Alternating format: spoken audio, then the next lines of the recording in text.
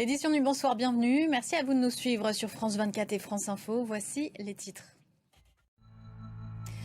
Donald Trump et Vladimir Poutine ont rendez-vous vendredi 15 août en Alaska. On connaît donc les détails de cette entrevue longtemps promise par le président américain.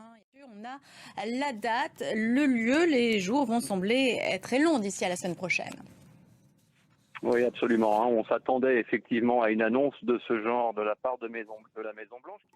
Merci Mathieu Mabin pour ces précisions. Et Donald Trump qui affirme aussi avoir réconcilié totalement l'Azerbaïdjan et l'Arménie. Les dirigeants de ces deux pays étaient conviés ce vendredi à la Maison-Blanche et se sont formellement engagés à cesser tout conflit territorial et à reprendre leurs relations diplomatiques et commerciales. Les détails avec Ethan Hadji.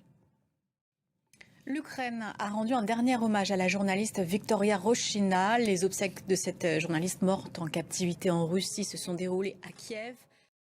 Actualité au Proche-Orient avec le plan Netanyahou approuvé la nuit dernière. L'objectif du gouvernement israélien est maintenant de prendre le contrôle de la ville de Gaza. Pourquoi cette décision? Quels enjeux et quelles suites?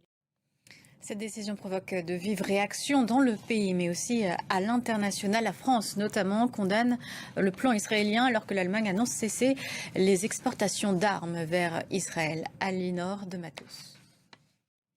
Direction l'Espagne maintenant, où la décision d'une municipalité d'interdire l'organisation de fêtes religieuses dans des gymnases ou des stades crée la polémique, qualifiée de raciste par le gouvernement car elle briserait les populations musulmanes. La presse s'est aussi emparée de l'affaire. Récit d'Ethan Hadji.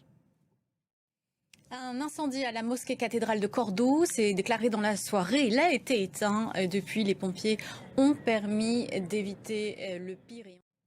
Et puis enfin, il avait failli aller sur la Lune. Il s'est éteint ce vendredi à l'âge de 97 ans. Jim Lovell était un astronaute américain qui a dirigé la célèbre mission Apollo 13. C'est la fin de ce journal. Merci à vous de l'avoir suivi. Restez sur notre antenne. L'information continue. On revient dans une quinzaine de minutes.